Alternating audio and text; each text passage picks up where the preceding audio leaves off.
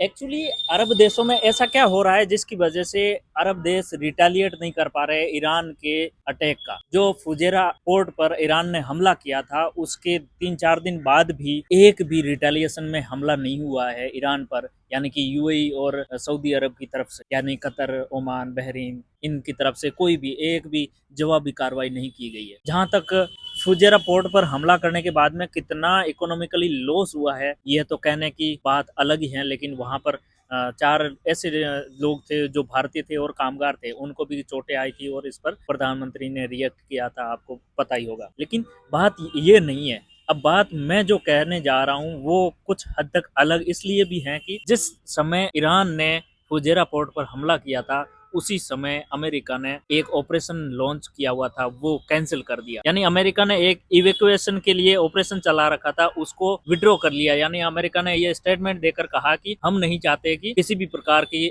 Gulf देशों में आपसी कलह हो जाए और आपसी कलह की वजह से काफी कुछ नुकसान झेलना पड़े दुनिया के अलग अलग देशों को। अब अमेरिका इतना समझदार कैसे हो गया? अमेरिका इसलिए समझदार हो गया कि ईरान जब भी इन अरब देशों पर हमला करेगा तब तब ये लगेगा कि अमेरिका की वजह से गल्फ देशों पर हमला हो रहा है और सऊदी अरब वगैरह, दुबई वगैरह, ये बहरीन, कतर वगैरह, ये लोग रिएक्ट करके यही कहेंगे कि अमेरिका की वजह से ही हमले हो रहे हैं। लेकिन आज तक 2-2.5 महीने हो गए, 2-2.5 महीने के दौरान भी अमेरिका इनकी जमीन से ऑपरेट नहीं कर पा रहा है, यानी कि इनकी जमीन का इस्तेमाल नहीं कर पा रहा है। गल्फ देशों की ज्यादातर हादसों में ऐसा देखा गया है। और अमेरिकी जो भी बेसेस है, सेंटकॉम का जो बेस है कतर बहरीन के आसपास का, वहां पर भी अटैक हुए थे। थार्ड सिस्टम था वो भी अटैक हुआ था ईरान के द्वारा। और एक्यूरेट जो पोजीशनिंग थी, जीपीएस की जो एक्यूरेट मैपिंग थी, वो चाइना और रसिया ने प्रोवाइड की थी। इसकी वजह से काफी हद तक अमेरिका को बैकफुट पर जाना पड़ा था, अमेरिका को नुकसान झेलना पड़ा था। यानी कि ईरान इजराइल पर तो हमला कर सकता है लेकिन अमेरिका पर नहीं कर सकता। अमेरिका इतना दूर बैठा है कि इसके बावजूद, ईरान हमला करने के बावजूद भी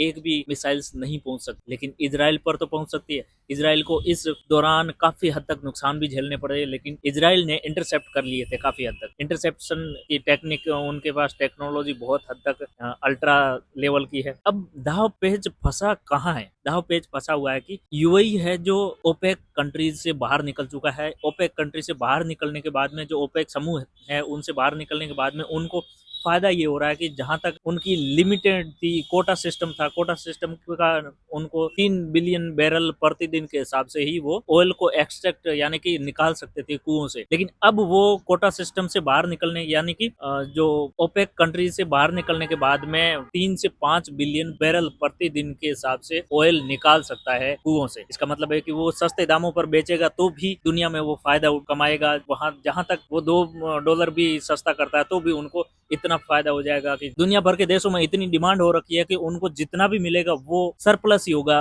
कम नहीं है। मतलब घाटे का सौदा कुछ भी नहीं है, जितना भी ऑयल एक्सट्रैक्ट किया जा रहा है उतना कम है। यानी कि ऐसा ईरान की वजह से कुएं बंद भी पड़ जाते हैं तो सोच मान कर देखिए कि दोबारा ओपन करने के लिए उनको साल भर का टाइम लग जाएगा। साल भर का टाइम लग जाने के बावजूद भी उनको इतना पैसा दोबारा लग जाएगा उनको रीओपन करने के लिए, कुओं को रीस्टार्ट करने के लिए, कि उनकी इकोनॉमी कोलैप्स करने के हद तक आ। दूसरा ट्रायंगल ये भी देखने को मिल रहा है, जैसे कतर, बहरीन, यूएई वगैरह, इनमें ओमान वगैरह में ये आपस में ईरान पर अटैक इसलिए नहीं कर पा रहे हैं कि इनका जो रिजीम सिस्टम है वो इस हद तक कोलैप्स होने की कगार पर खड़ा है कि जिस समय आपसी जो मुस्लिम ममालिक देश हैं आपसी जो झगड़े में उलझ जाएंगे तो जो जनता है वो खुद ही रिबेलियन का काम करने लग जाएगी। मतलब वो खुद ऐसे रिएक्ट करेगी कि मुस्लिम ममालिक पे हमला क्यों कर रहे हो, क्यों आपसी झगड़े इस तरह से करने पे तुले हुए हो। इस वजह से भी रिटेलिएट नहीं हो पा रहा है ईरान के। फुजेरा पोर्ट काफी हद तक बर्बाद हो चुका है लेकिन